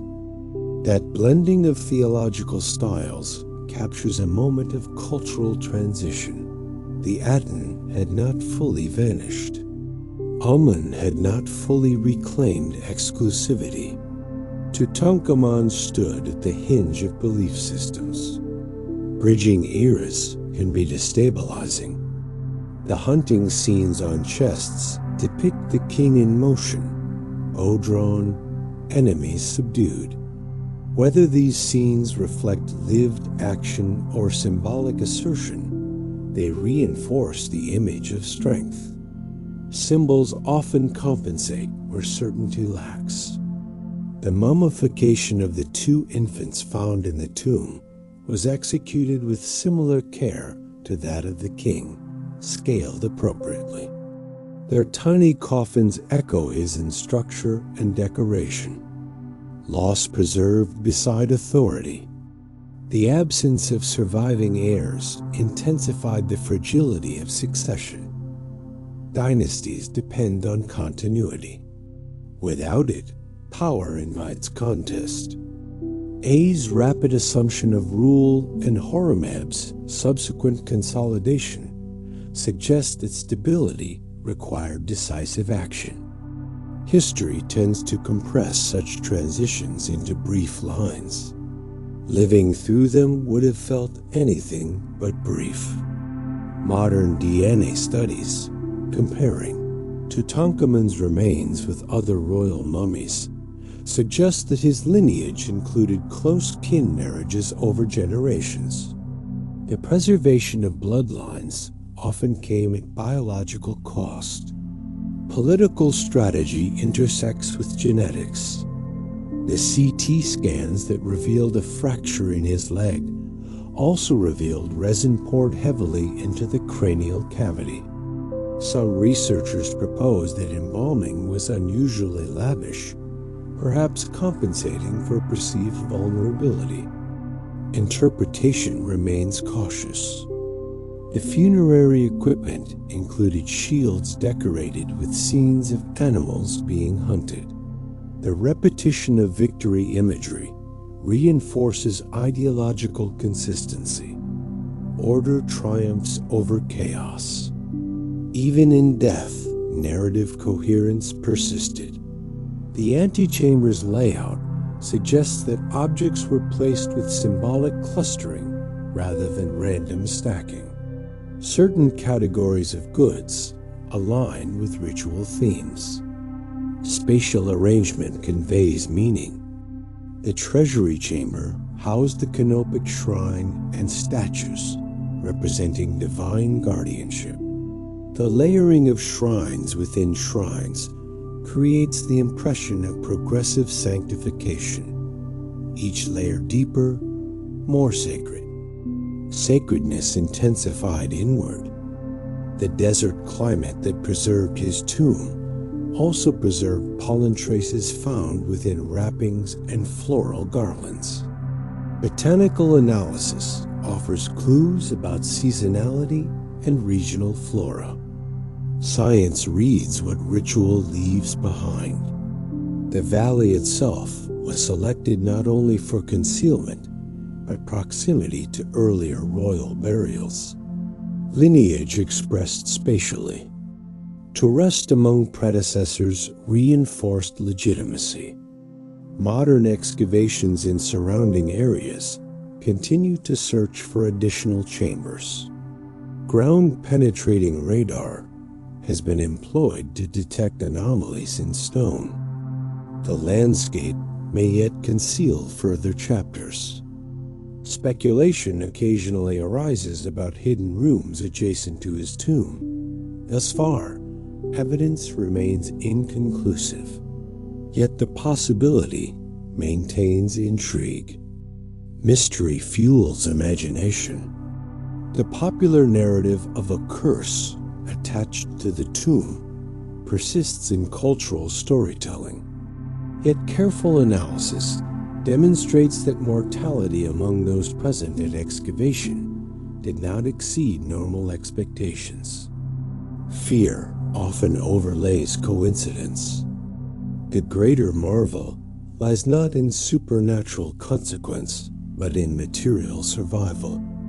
When his treasures toured internationally in the late 20th century, millions attended exhibitions. The objects traveled farther than their creators could have conceived. Eternity became mobile. Glass cases replaced stone chambers. Climate control replaced desert dryness. Labels contextualized symbolism in modern language. Interpretation shifts across eras. Within Egypt today, discussions about cultural heritage emphasize national stewardship. The artifacts are not simply relics. They are components of identity. Past informs present. The valley's silence contrasts sharply with museum crowds. Yet both spaces connect the same individual. A young king whose life lasted scarcely 2 decades became ambassador across millennia. If you consider his age at death, approximately 19, it underscores the poignancy of preservation. 19 years contain first responsibilities, emerging independence, and unfinished potential. We project onto youth. The golden mask denies that youth, presenting instead a timeless face. Perhaps that denial comforts us. Timelessness softens grief. Yet beneath the gold was a human form, subject to infection, injury, fatigue. The walking sticks discovered alongside him remain among the most evocative artifacts. Many show wear consistent with use. Their presence challenges assumptions about royal invulnerability. Strength does not preclude vulnerability. The sandals, decorated with enemy figures, symbolize dominance even as they reveal the imprint of his gait. Imprint endures where intention fades. The tomb paintings, though limited compared to others in scale, contain enough detail to reconstruct ritual sequences. Scholars analyze brushstrokes, pigment composition, layering technique. Art communicates across time. In the burial chamber, the depiction of Ai performing the opening of the mouth ceremony confirms political succession visually. Ritual doubles as political record. Authority expressed in paint. The nested coffins, once reassembled, reveal extraordinary goldsmithing. Hammered sheets conform to subtle curves of the body shape. Inscriptions trace protective formulas across surfaces. Protection inscribed in metal. When modern conservators examine these objects, they document microfractures, corrosion patterns, pigment fading. Preservation is constant negotiation. Nothing remains untouched by time indefinitely. Yet 3,000 years of darkness slowed that negotiation remarkably. The valley's geography shields from rainfall. Aridity inhibits microbial growth. Absence of sunlight prevents pigment bleaching. Environment becomes ally. The same environment that seems harsh to visitors, searing heat, blinding glare, created conditions for survival. Harshness preserved delicacy.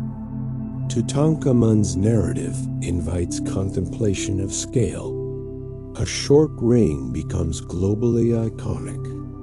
A modest tomb becomes archaeological milestone. A nearly forgotten ruler becomes enduring symbol.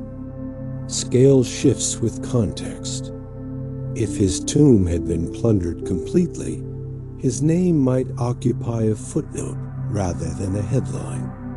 Chance intertwines with destiny. And so, beneath painted ceilings of blue and gold, within chambers carved by careful hands, rests the story of a young pharaoh whose afterlife unfolded not only in imagined celestial fields, but in libraries, laboratories, and quiet minds across the world. The desert remains patient. The stars above the valley still trace the same arcs observed by ancient astronomers. And somewhere within stone, beneath layers of interpretation and memory, lies the simple fact of a life once lived, once mourned, once prepared for eternity. As we draw gently to a close, the valley grows quiet again. The torches have long burned out. The dust stirred by excavation has settled. The golden surfaces that once caught the flicker of oil lamps now rest beneath controlled light, watched not by priests, but by visitors who lean forward in silence. And yet, beneath all the scholarship, the scanning, the cataloging, and the display cases, the heart of the story remains simple. A young king lived. He inherited a fractured kingdom. He restored names to temples. He walked, perhaps with difficulty, through palace corridors. He married. He ruled briefly. He died unexpectedly. Everything else followed. Gold was shaped around his memory. Prayers were painted on stone. Artisans sealed chambers and left quietly, believing they had secured eternity. They could not have imagined that eternity would unfold the way it did, not as an uninterrupted journey through the stars, but as rediscovery, as careful hands brushing sand away, as the first beam of electric light touching a gilded shrine after 3,000 years of darkness. Mind over matter becomes something else here. Stone over time, time over silence, silence over forgetting, and still he remains. not because he conquered vast territories, not because he reshaped civilization, but because preservation and chance allowed his story to survive almost intact. There is something deeply human in that. We spend our lives building, speaking, creating, hoping to leave a mark. Yet so much vanishes. And sometimes, unexpectedly, something small endures. A name carved in a cartouche, a face cast in gold, a footprint inside a sandal. If you imagine the Valley of the Kings now, under a sky slowly dimming into night, the cliffs stand exactly as they did when workers sealed the tomb. Wind moves softly through stone corridors. The desert holds its breath the way it has for millennia. Somewhere beneath that rock, chambers still exist, quiet, layered, patient. And in a way, so does he. Not as a curse, not as a myth, but as a reminder that history is not only written by power, it is preserved by circumstance. So let your thoughts slow now, the way the Nile slows before it widens. Let the images fade, gold, blue, limestone, desert light. Let your breathing soften. The story of Tutankhamun does not end in a tomb. It drifts forward, carried through time, settling gently wherever it is remembered. And tonight, it settled here. If you enjoyed this quiet journey through ancient Egypt, you might like the next exploration waiting on your screen. And if you are still awake, you can like, subscribe, or leave a calm thought below so others can wander here as well. But for now, there is nothing left to uncover. Only stillness. Sleep well.